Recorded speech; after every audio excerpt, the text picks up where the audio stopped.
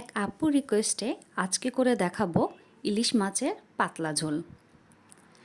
আমি এখানে দুটো ইলিশ মাছ নিয়ে নিব।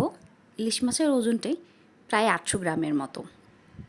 আমি দুটো ইলিশ মাছ কেটে নিয়েছি, কেটে ধুয়ে পরিষ্কার করে নিয়েছি। এখন একটা প্যানে তেল গরম করে আমি পেঁয়াজ কুচি দিয়ে দিব। আমি এখানে বড় সাইজের 4টি পেঁয়াজ কুচি নিয়ে নিয়েছি। পাতলা ঝোলে পেঁয়াজটা একটু বেশি দিলে টেস্টটা বাড়ে। আমি এখানে কোনো বাটা মশলা ইউজ করব না, আমি শুধু গুঁড়া মশলা দিয়েই রান্নাটা শেষ করব। আমি এখানে একটু জিরা দিয়ে দিলাম।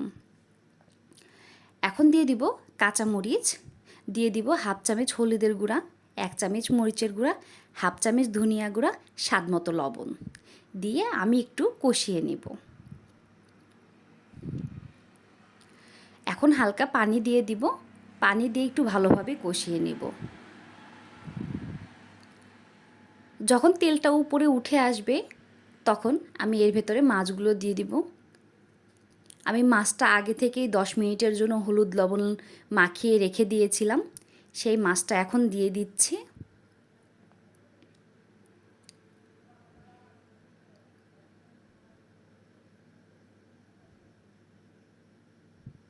মাছটা দিয়ে এখন আমি উল্টে পাল্টে ভালোভাবে কষিয়ে নেব।